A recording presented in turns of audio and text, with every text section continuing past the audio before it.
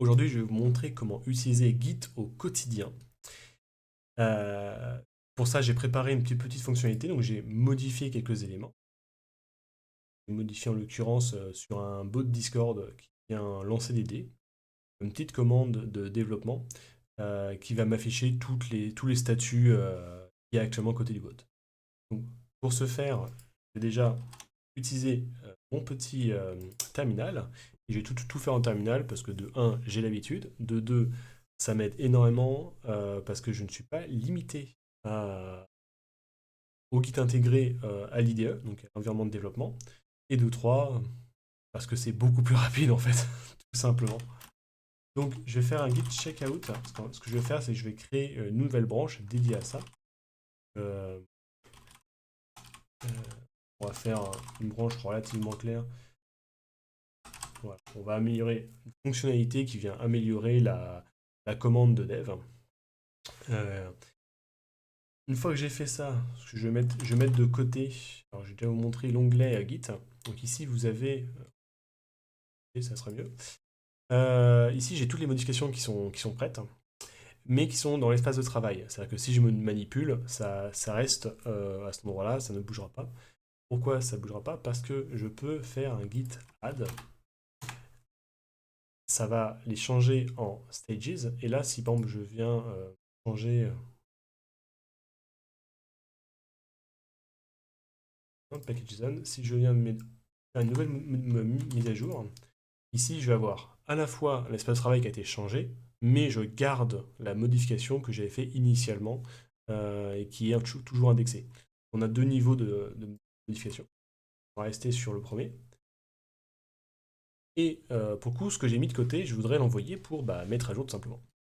Alors, pour se faire, première chose, très bonne pratique à faire, relire ce qu'on fait. Typiquement, ici, j'ai modifié la version. Le package JSON, c'est celui qui va définir ici le contenu. Le yarn lock, je ne vais pas vous le montrer, parce qu'il y a eu beaucoup de modifications. C'est parce que c'est juste la liste librairie, et ça fait un moment que je ne l'avais pas touché, donc forcément, il y a beaucoup de mises à jour. La commande de développement, alors c'est celui-là. On est sur un fichier qui vient définir la commande. Une commande de dev qui, si on écrit dev, justement, va nous afficher beaucoup de données. Et moi, ce que j'ai rajouté, c'est qu'il vient ici rajouter, on va le voir, qui vient rajouter, donc afficher toutes les données de la mémoire en brut. C'est juste pour un peu plus d'informations. Donc, une fois que je suis sûr que ma fonctionnalité, c'est bien ce que je voulais faire, il n'y a pas des fichiers en trop, il n'y a pas des fichiers qui seraient manquants ou je ne sais quoi, je vais pouvoir committer. Alors, là, il faut décrire un petit peu. Le mieux, c'est que toutes ces modifications-là, elles soient le plus unitaires possible et que cette description soit unitaire au même titre. Idéalement, là, je vais dire add raw data about memory on dev command. Difficile de faire plus unitaire là, même si c'est possible. Typiquement, la mise à jour du yarn lock et la mise à jour des librairies, j'aurais pu le faire sur un commit à part pour y arriver. Donc là, le commit donc, a été créé. Il a disparu sur la partie gauche. Et en bas, j'ai un nouveau commit qui est arrivé, qui est en attente d'être envoyé, parce qu'en fait, j'ai un repository distant sur GitHub qui n'est pas encore au courant que ce commit existe. Donc tout ce qu'il me reste à faire, c'est que je vais l'envoyer à Git. La branche n'existe pas parce que je viens de la créer avec un Git checkout. Je vais lui rajouter ça. Donc je lui dis de se lier à Origin qui est repo distant et la branche feature improve dev command tout simplement. Donc là, ça a été poussé, c'est à jour, tout est à jour côté GitHub, et n'importe qui de mon équipe peut revenir dessus. Maintenant, je vais vous montrer juste quelques éléments. Pourquoi est-ce que... Donc voilà, techniquement, c'est fini, hein, j'ai tout qui est bon. Euh, mais je vais vous montrer surtout pourquoi Git est extrêmement important, même si vous travaillez tout seul sur un projet. Parce que déjà, de 1, donc là, il est envoyé sur un repo distant. C'est-à-dire que si je veux le récupérer sur un autre PC, je peux. Si mon PC crash, je peux récupérer encore mon travail sur un nouveau PC ou sur un PC que j'aurai récupéré. Mon disque dur crash, pareil. Si je travaille à plusieurs, ça simplifie énormément parce qu'en fait on a tous la base commune. et on ne retient que les éléments, c'est-à-dire que les changements, ce qu'on appelle le diff, différentiel. Si je viens ici revenir un cran en arrière, il me liste euh, changement, c'est bizarre ça. Ah oui, attendez, je vais vous prendre un autre.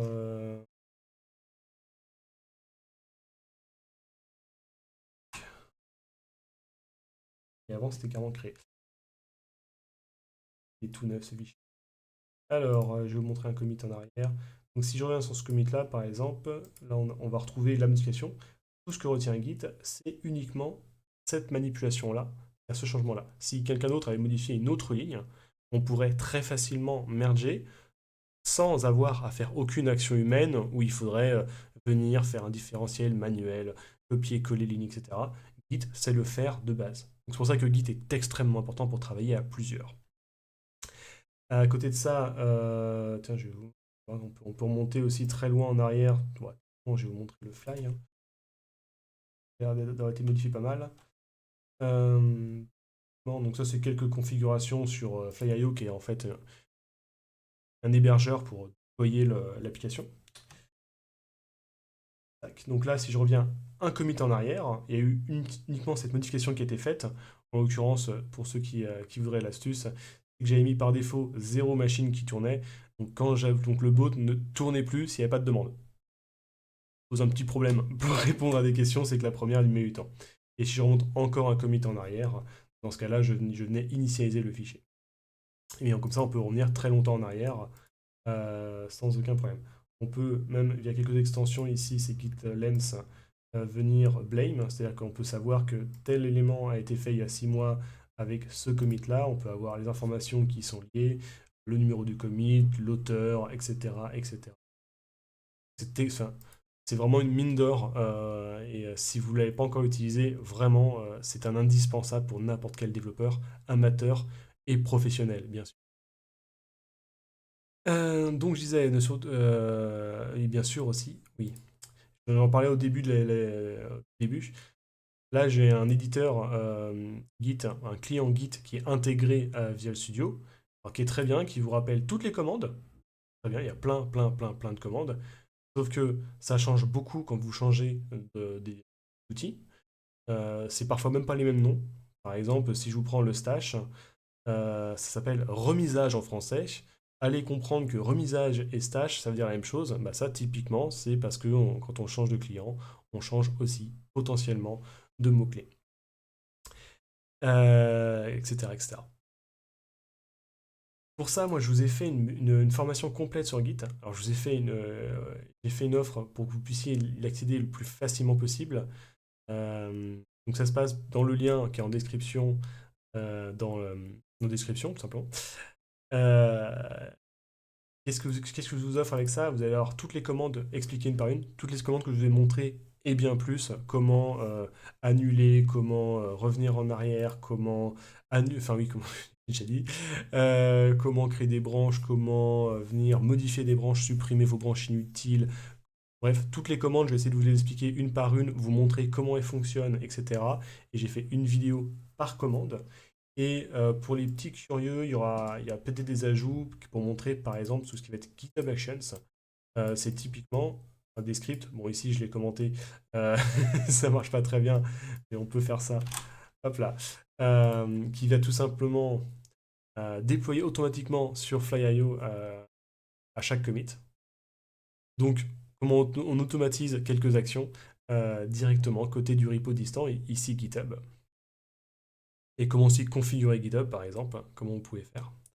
Vous allez voir, c'est totalement gratuit derrière pour GitHub, donc il y a vraiment c'est juste une référence actuellement.